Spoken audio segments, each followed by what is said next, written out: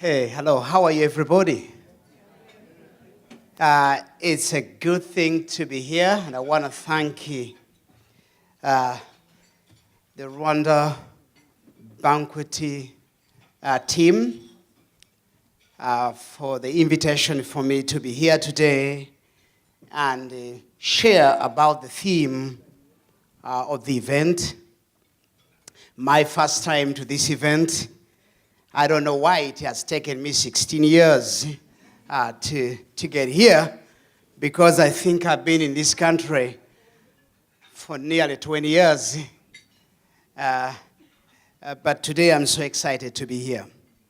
Like he said, I come from Rwanda, and I want to bring greetings from African New Life Ministries in Rwanda and from New Life Bible Church.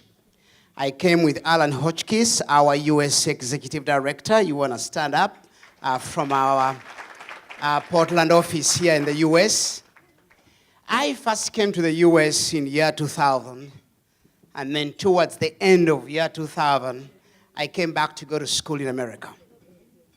And when I came to America, my heart was so much broken by what had happened in our home country of Rwanda.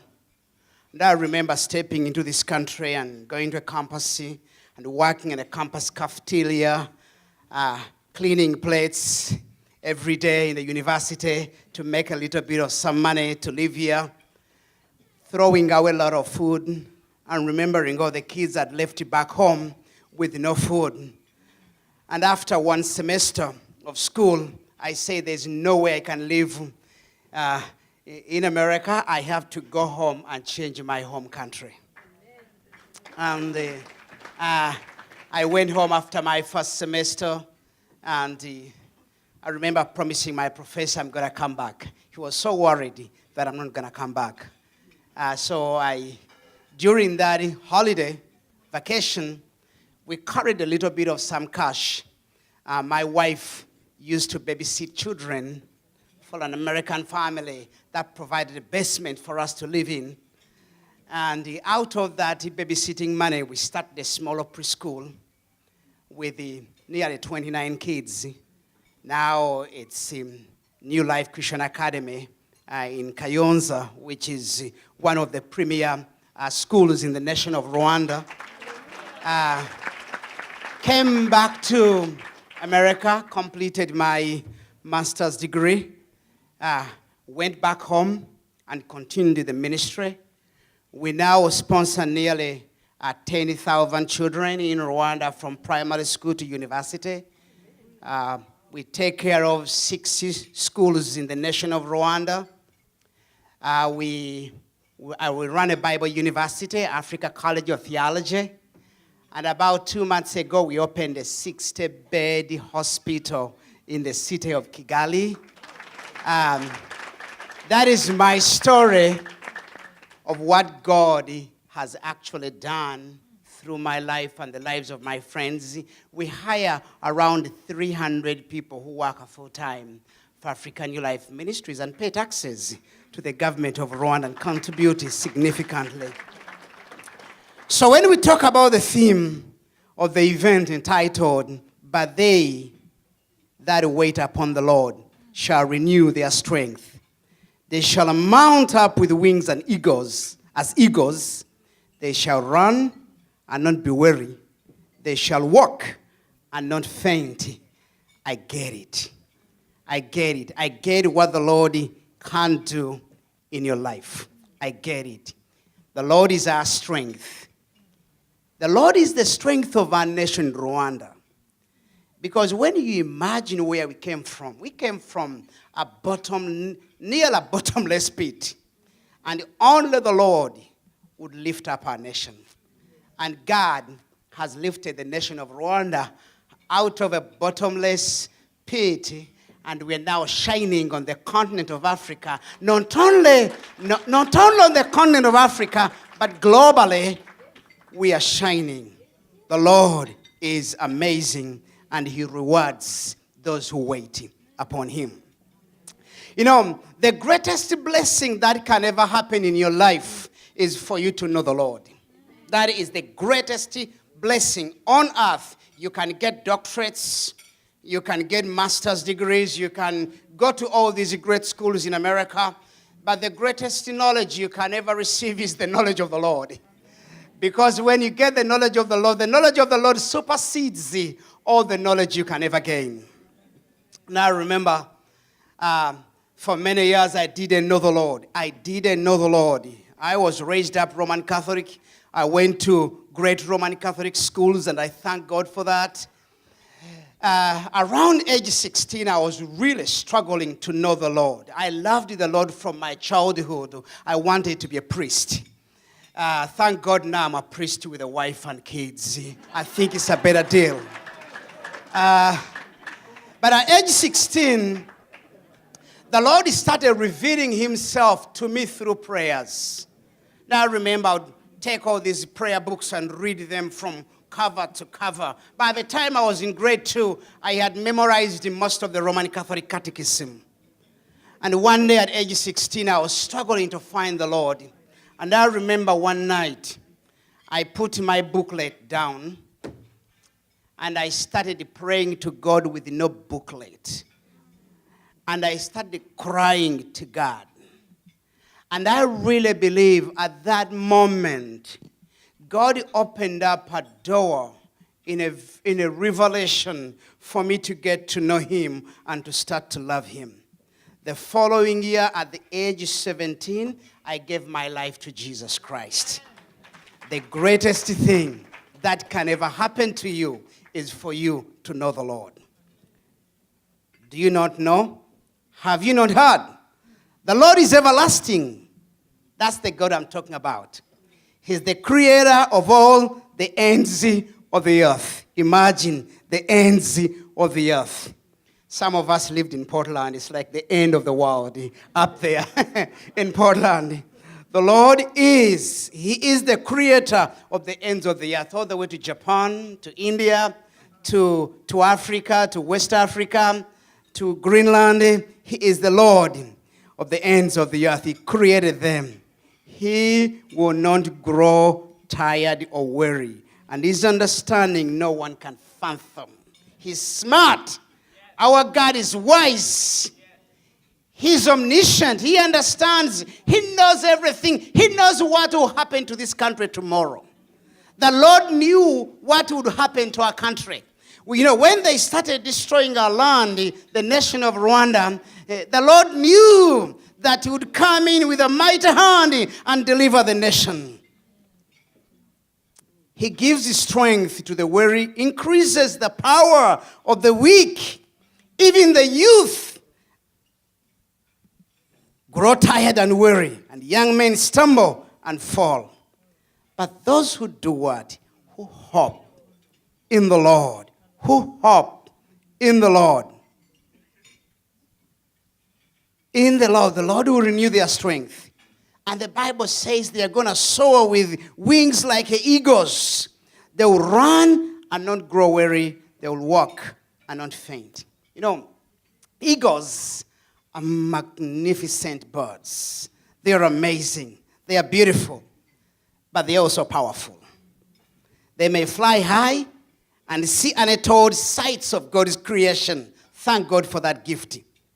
However, being the person I am, the phrase, those who wait in the Lord will renew their strength, is very powerful to me, and it catches my heart.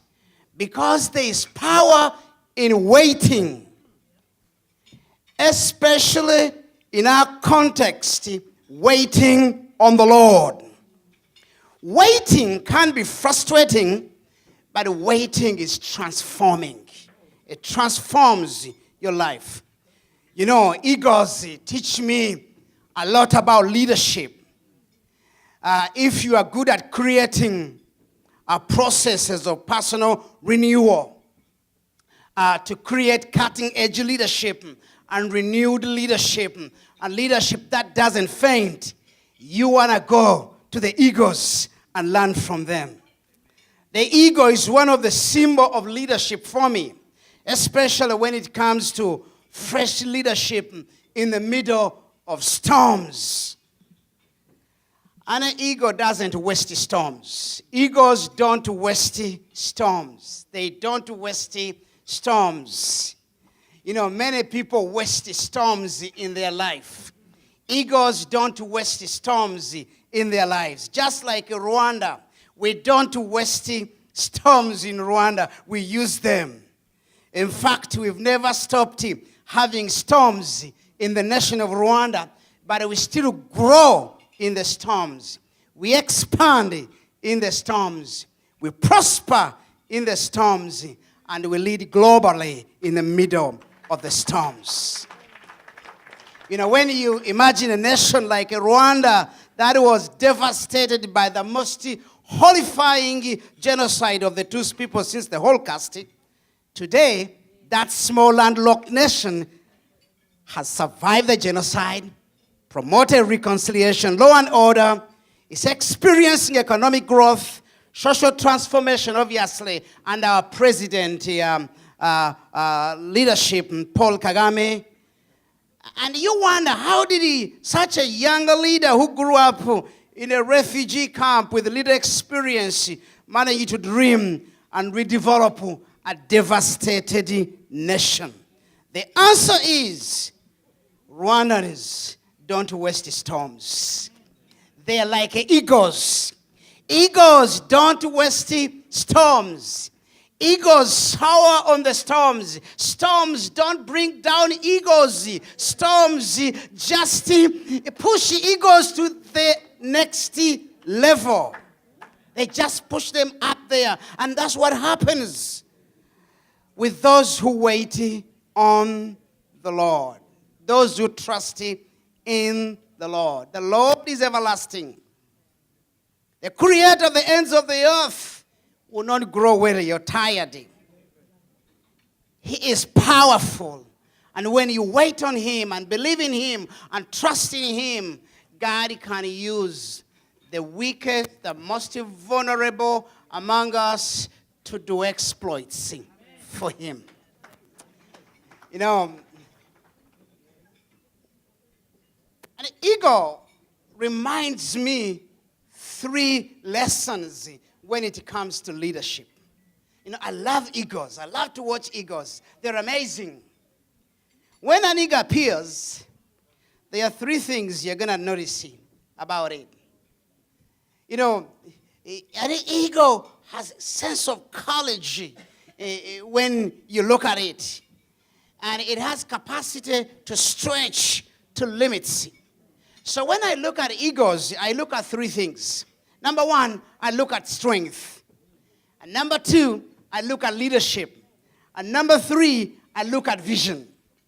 What do I mean? While other birds find shelter during storms, eagles demonstrate courage and stretch to limits. They have strength. Eagles are not afraid of storms. They have strength to survive in the storm. They learn to navigate the storms and use the storms to go to the next level. They refuse to accept a status quo, to be like other people, okay? But rather, they reach higher and they become more than you can believe they are capable. I know that explains our nation of Rwanda. When you look at the strength of Rwanda, people look at us and say, come on, these guys appear to be stronger than they are capable. They do exploits. I remember when I was going to start African New Life Ministries, someone told me, you are young, you are not capable. But what did they realize? That physically I did not look capable, but I had inbuilt strength in me and courage that through the grace of the Lord and waiting upon the Lord, he had developed strength that would allow me to survive the storms. They become more capable than you can imagine. Today, there is capability, there is strength. There are amazing people in this place. In fact, I can see a number of egos in this house that are acting like a chicken. Okay? And I want to call upon those egos to arise in strength and stop acting like a chicken, because you are egos. You know, chicken, they come down in the storm, but the egos soar and take on the skies. So stop acting like a chicken. I want to remind you that you are an ego. You are not a chicken. You have inbuilt capacity and strength and grace and power in your life. Egos, they always have a higher perspective on life and the future. And you know, that's why I love our president. Our president is amazing. This man, he has a higher perspective on life and the future. And he challenges us, including us religious leaders. He challenges us. He has a higher perspective on life and in the future. In other words, egos look into the future in the middle of the storm, and they see possibilities. They see that things are doable. Egos see doable. They see things can be done. Things can be accomplished. We can bring a change. They see inbuilt strength in themselves and capability other birds don't see. Number two, egos remind me of leadership again, in the sense that egos don't waste stormy moments. They are smart in their nature. And the best of our leaders the best of our leaders were never known till they emerged out of a storm, out of a crisis. In the middle of a storm, they mount up with wings. Instead of covering themselves and die in the storm, they arise. Let me tell you, never waste a crisis. Never waste a storm. Let me repeat that. Never waste a crisis. Never waste a storm. Never even waste a pain. Don't. Because crisis moments, stormy moments, you can capitalize on them and become the greatest leader the world has ever seen. And that's what the egos do. They capitalize on the storm. They look at the crisis and they use the storm to go up.